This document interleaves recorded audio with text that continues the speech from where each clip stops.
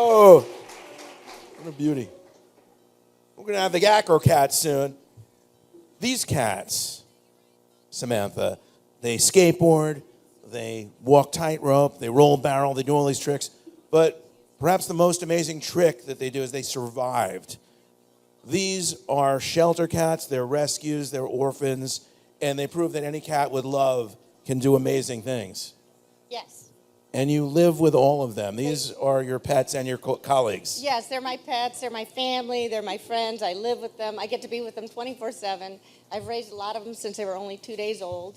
So I have a very special bond with each and every one of them. So you live in a home in Chicago with about 18, 19 cats? Yeah, under 20. Yeah, under 20. And I think that's an acceptable number, under 20. she travels. I first saw the acro-cats in New Orleans in February. I was there for a sideshow convention. So I was with a bunch of sword swallowers and fire eaters, and all anyone was talking about was the acro-cats. And it was simply an amazing show. And you promised me you'd come to New York, and they travel in a 35-foot bus with 14 cats, Yes. 2 rats, and a chicken named Cluck Norris. Mm-hmm. Who will come out later, maybe? Yes, Cluck Norris will be making an appearance. So tell me what it's like traveling across the country with your Partridge Family-style bus, cat-themed. Well, it's awesome because, like I said, I get to travel with the animals I love, be with them 24/7. I get to see the world, but there's definitely times that are stressful. The bus is very old, so it's a '63 GM tour bus. So next bus is going to be a little bit newer model. And also, I think probably the toughest factor is that I'm traveling with 2 other people. So we're kind of, the cats have more space than we do.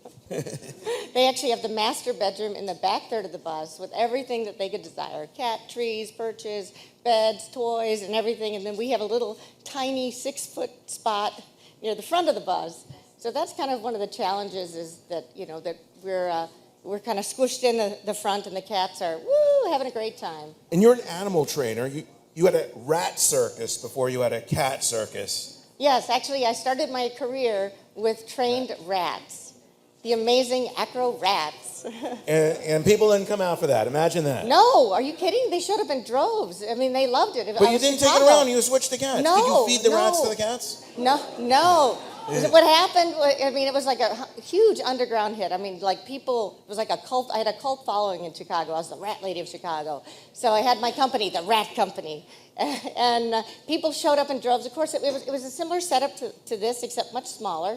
We had much smaller crowds because they're smaller animals. And I realized I couldn't really make a living on just rats. There's no rats to riches story out there. All right, we're going to see this show in a little bit. Mm-hmm. But the important thing is all these animals, they came from shelters, or they were rescues, they were strays. Yeah, they're all former orphans, rescues, and strays. They've all come into my life in various ways. The Oz was found 2 days old. His mother had eaten a poison rat at a racetrack. So they were brought to me, and I bottle fed them from 2 days old on. Nola, 5 days old on, bottle fed. Some of them just were found in a box on the side of the road or in a cooler at a truck stop. And, I'm the sucker that can't say no, so people bring, these orphans and such. But then I actually started working with an official rescue back in 2009 in Chicago and, went to get my first litter of fosters because they desperately need, the shelters need fosters. It's imperative. There's so many cats out there that don't have a place to go. So, I decided to get involved in fostering. Went to the shelter to pick up my first group, and they said, well, okay, here's the room you can pick from. Whatever you don't pick, is going to be euthanized today. And I was just floored. Sophie's choice. Yes, Sophie's choice. So I took them all. And cats will respond to the behavioral techniques. You're a professional trainer, but you use really very basic animal training techniques, a clicker and a wand. Yes, we use treats. clicker training. We use a whistle for recall. It's all positive reinforcement. based on kind of what the cats like to do, because they do all live with me. So I'm always watching them. I'm hanging out in my house, seeing what they're doing. If I see a cat that's really active and jumping, I'm gonna work on tricks that involve more activity, jumping. If I've got a cat that's a little bit more lazy, I'm gonna work on, some kind of maybe paw-oriented things, a rollover, something, it's basically whatever the cat wants to do. I'm at the mercy of the cats. And if you're in the acro-cat team, you can't like fresh chicken because Cluck Norris has to survive. Oh, Cluck Norris doesn't care. Cluck Norris, but he messes with the cats. Yeah, Cluck Norris actually messes with the cats because if a piece of food drops on the floor, the cat and the chicken both run towards it. The chicken gets there first and pecks the cat right in the forehead. and the cats from then on out are like, whoa, the chicken. Stay away from the chicken. We could probably take a couple of questions before we set up, because everyone wants to see the cats do their stuff. Yes, do their stuff or not do their stuff. I mean, they're cats. We don't know. We don't know what's going to happen. Do we have any questions from the audience? Shout it out. Hi, I just wanted to know, what perks do you experience from training the cats? Oh, well, really a better bond with the cat. Where's the person talking? I can't even see him. Oh, well, it's actually a bond with the cats, a sense of communication. It's fun. It's like playing a game with your cat. So and plus the light bulb moment when you're trying to teach a cat something new, and they finally get it, and you see the light go off in their eyes. And, they get excited, you get excited, and, those are very rewarding moments. And just, there's so many positive things with training cats. You can save your cat's life, because if you spend those few minutes a day training your cat, you'll be able to identify health problems before it becomes something serious. Just because if their behavior is off, then there's a problem, and you can get them to a vet much sooner. And this is the culmination of 10 years you've been at the acro-cats, but in recent months you've kind of exploded. You were covered in the New York Times recently, The Guardian, and is this your first time to New York? Yes, it is. It's amazing, and you're at Muse Brooklyn? Pardon? You're performing at... Yeah, the Muse Theater in Brooklyn? Yes. Mm-hmm. Yeah. It was my first time driving. I had to drive the tour bus through the streets of Brooklyn. It was a little terrifying. With 14 cats? With 14 cats. 2 rats and a chicken. And 2 people that were sleeping in the back. So I'm like driving, going, oh my God, oh my God, oh my God. The Brooklyn Bridge, I'm terrified of bridges. It's like a Pat Partridge Family, only with chicken and cats. Exactly. Okay, so can we see some acro-cat sure. magic? Yes, also ready? I wanted to talk about the fostering thing, though, because we have foster kittens. Okay. So I said back in 2009, I started with the foster and rescue. And since that time period, we've actually found homes for 162 cats and kittens. Mm-hmm. That's amazing. And if people wanted to help out, what would they do? Well, of course, there's so many ways that you can help out with shelters out there. They need volunteers. They need fosters. They need transportation. If you have a car and you can transport cats to the vet or from a kill facility to a rescue, they really need help from anybody. There's so many different things, and we actually have some foster kittens with us today. I thought I would give a quick demonstration on before we move to the professional cats. Maybe I could do a quick demonstration on how you train a cat. Okay, we're going to do a quick demonstration in training a cat. Let's see this one trained. Oh, target stick? Is there a target stick around? Target stick and a clicker? Target stick? Okay. Oh, and some treats. Oh, this is Demi, and this is Noah. Okay, no, I've got it. Okay, just need some treats.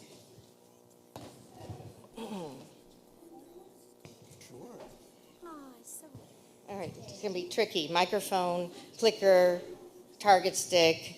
All right, Noah, honey, Noah. All right, so we use something called clicker training. It's all positive reinforcement. The sound of the click equals a treat is coming. So the first thing you do is you wave the target stick around until the cat notices. As soon as they look at it, sniff at it, or paw at it, you click and give them a treat. Be careful. Careful there, sweetie. Now, it doesn't take long for them to realize that if they follow the stick around, they hear the noise that promises a treat.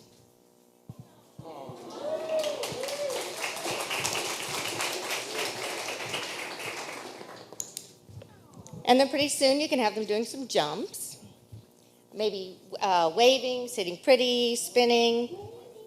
Let's see. Oh.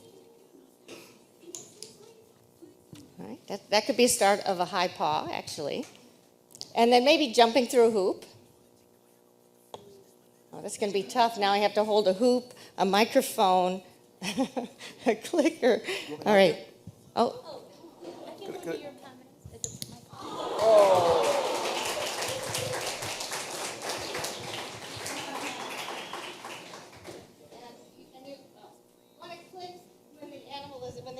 We want to click when the cat is actually doing the exact behavior that you want. So you click as the cat's going through the hoop.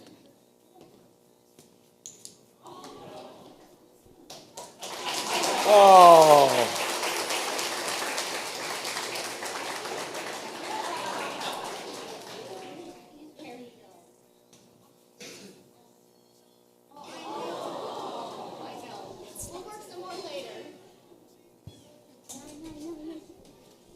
So yeah, so that's kind of like the basics for clicker training. How did those cats come into your life? Actually, they were rescues from Tennessee. How long have they been with you? About 6 weeks. That's amazing. So do you see talent in those cats? Might they be? Well, right. I try not to be a foster failure. Sometimes it happens, but basically they stay with me. I always like to teach them to do a few behaviors before I send them on to their new human. I whistle train them to go into their carrier because that could be something that saves their lives. You'll notice that when we whistle, the cats will go into their carriers until, but some of the other cats are like, we already know, but we want to go out and visit the audience. But they're all trained to go to the carrier at the sound of a whistle.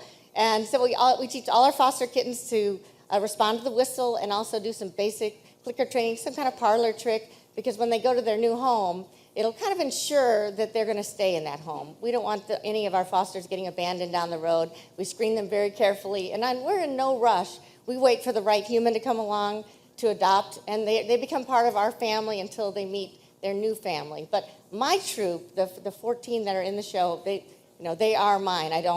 They're not available for adoption, although I threaten to sell them at the end of the show sometimes when they embarrass me.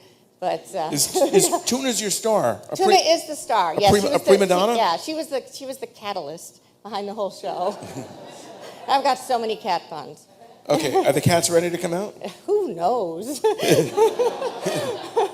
Like I said, we do so many shows. Every show is different because we never know what the cats are going to do, what they're not going to do, when they're going to do it. A lot of times they'll come out, leave, come back, and do their trick later. That's part of the charm, is that they don't necessarily follow the orders. That's why people love cats. Exactly. To begin with. They act like cats. They groom. They're probably the most unprofessional animal I've ever worked with. But I love them to death, and and the audience seems to love the fact that they come out and do little meet and greets in the middle of the show, and we have to rearrange the whole show in the middle of the show to accommodate Wiki, who's out in the audience. So, is Tuna working on any new tricks we can talk about? Tuna's always working on new tricks, actually. But nothing you can talk about. But yeah, actually, for the in the band, probably the cowbell is one of her newest things. So. Are we ready? All right, we're ready. All right, let's get it going. All right. The amazing acro-cats, everybody.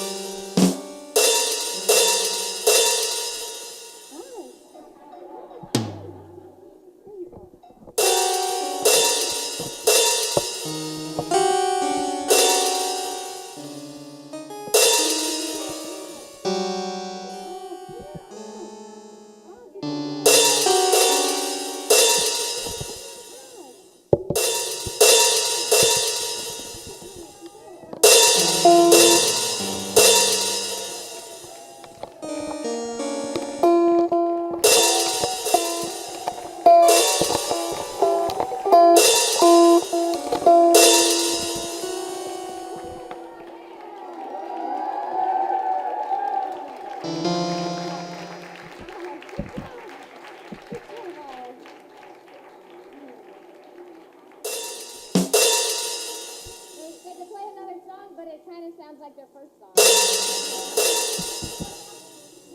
It is all material, though. One more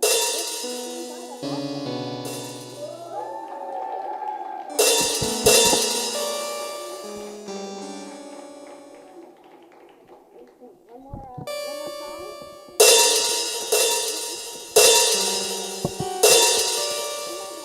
There you go. Oh, you got it, Al. You got it.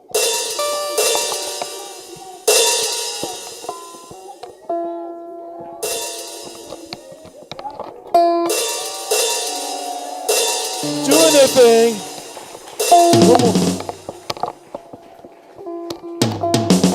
They're traveling all over the country in their Catmobile,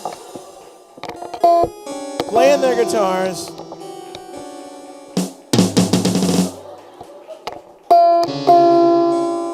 Vice Magazine called the Rockettes the most credible punk rock band of the last 20 years.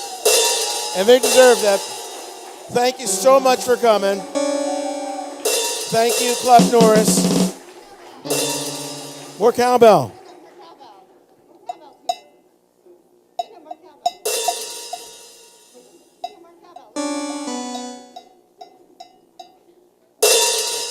Thank you so much. Good luck in your tour. Adoption is love.